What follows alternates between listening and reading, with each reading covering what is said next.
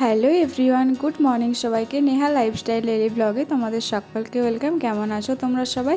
আশা করি সবাই নিশ্চয়ই খুব ভালো আছো, আর আমিও অনেক ভালো আছি। তবে অনেক দিন পরে তোমাদের সাথে আজকে আবারও একটা নতুন ভিডিও শেয়ার করছি। আজকের দিনটা ছিল রবিবার, আর ঘড়িতে বাজে ওই 7:40 মতন। আর তোমাদেরকে সাথে নিয়ে আমার আজকের ভিডিওটা এখন থেকে শুরু করলাম। আশা করি শেষ পর্যন্ত তোমরা সবাই ভিডিওটা দেখবে আর তোমাদের ভিডিওটা ভালোও লাগবে। বাড়িতে এসেছিলাম 2 দিনের মতো, কারণ আমাদের বাড়িতে শ্রাবণ মাসে রান্না হয়। তো সেই রান্নার উদ্দেশ্যে আমি বাড়িতে এসেছিলাম একটা দিনের মতন, কারণ আমার টিউশন পড়ানো থাকে। তো সেই কারণে সেরকম ছুটিও পেতাম না, আর সামনে বাচ্চাদের এক্সামও ছিল। তো সেই কারণে বেশি দিন ছুটি পাবো না বল 2 দিনের মতন এসেছিলাম। তারপরে হচ্ছে আমার মায়ের রান্না করাও চলতো না, যেহেতু আমার দাদু মারা গিয়েছে, এখনও 1 মাস হয়নি। তো সেই কারণে মা তো ঠাকুরের রান্না করতে পারতো না। তবে বাড়িতে আমি একা আসিনি, আমি আর আমার দিদা এসেছিলাম বাড়িতে, কারণ ঠাকুরের অনেক রান্না থাকে আর একা হাতে আমি অত রান্না করতে পারতাম না। তো সেই কারণেই মা বলেছিল দিদাকে আসতে, আর দিদাও এসেছিল আমার সাথে। আর বাড়িতে কাটানো 2 দিনের মধ্যে একটা দিন ভাবলাম তোমাদের সাথে শেয়ার করি, কারণ যেই দিন রান্না ছিল সেই দিন আমার শরীরটাও খারাপ ছিল, আর যেই কারণে আমি কোনো ভিডিও ক্লিপ নিতে পারিনি। যাই হোক, সকাল সকাল ঘুম থেকে উঠে ফ্রেশ হয়ে একটু ছাদে বেশ কিছুক্ষণ দাঁড়িয়েছিলাম, কারণ সকাল থেকে ওয়েদারটা ভীষণ ভালো ছিল আর ঠান্ডা ঠান্ডা প্রচণ্ড হাওয়া দিচ্ছিল। আর আমার বাড়িটা যেহেতু একটু গ্রাম সাইডে, বাড়ির আশেপাশে মাঠ আছে, সেই কারণে হাওয়াটাও প্রচণ্ড পরিমাণে অনেকটা বেশি হয় আর হাওয়াটাও ঠান্ডা হয়।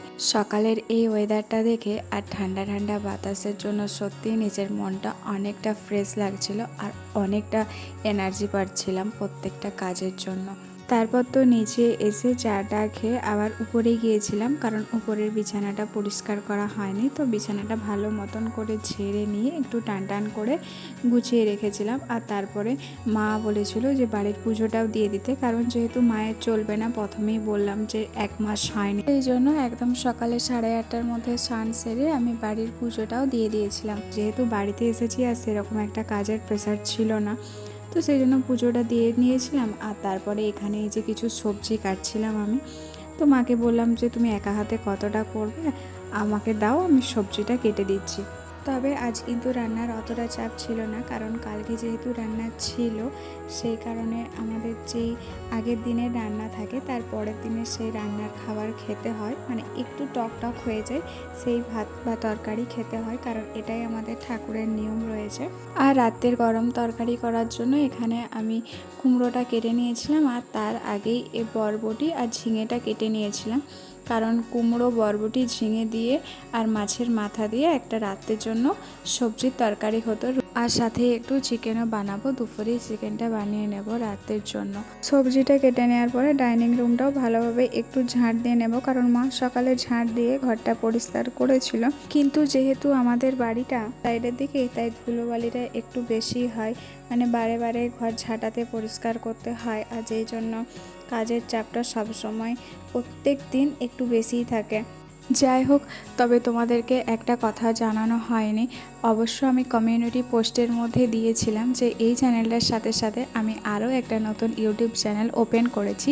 চ্যানেলটার নাম স্নেহাস মাল্টিভার্স। তোমরা এই চ্যানেলটাতে আমাকে যতটা ভালোবাসা দিয়েছো, আমাকে সাপোর্ট করেছো, ঠিক ওই চ্যানেলটাতেও আমাকে এতটাই ভালোবাসা দিও, আমাকে সাপোর্ট করো, আমার পাশে থেকো।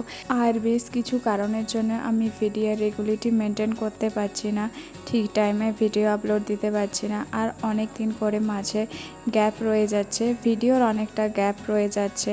তো যেই কারণে এটা আমারই ক্ষতি হচ্ছে। অবশ্য আমি মানে ভিডিও দেওয়ার চেষ্টা করব, ঠিক সময় মতো ভিডিও দেওয়ার চেষ্টা করব। আর এইবার থেকে ঠিক সকাল 10টার সময় ভিডিও আপলোড হবে, কারণ ওই 7:30 থেকে 8টার মধ্যে সকালের টাইমটায় ভিডিও আপলোড দিতে একটু অসুবিধে হয়। তো যেই কারণে আমি 10টার সময় ভিডিও আপলোড দিয়ে দেবো, ঠিক সকাল 10টার সময়।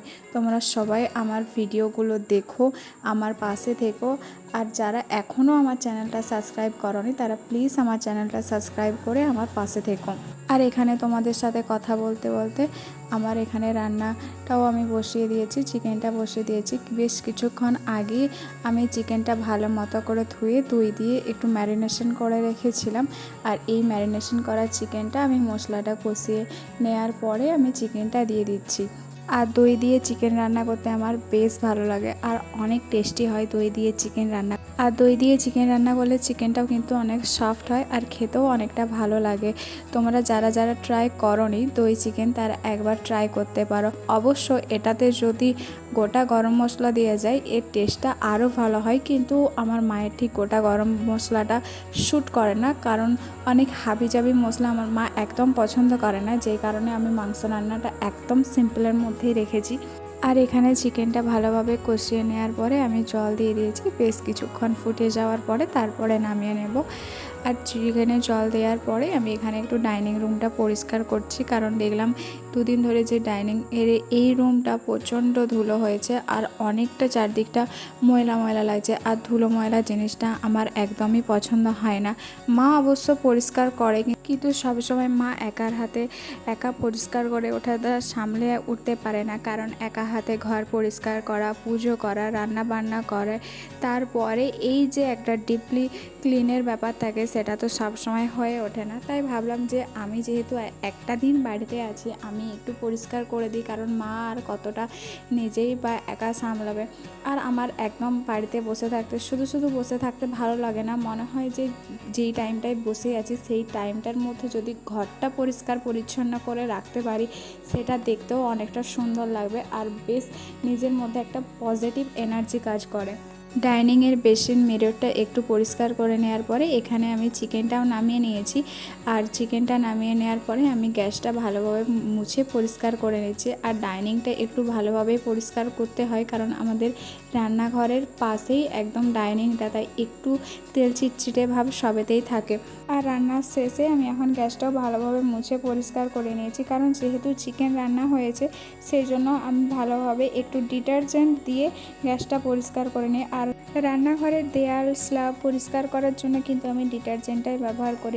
ডিটারজেন্টটা যেহেতু সব কিছুর থেকে একটু বেশি পরিমাণে ক্ষার, সেই জন্য রান্নাঘরের এই তেলচিটে ভাবটা দূর করতে কিন্তু ডিটারজেন্টটা অনেকটা হেল্প করে।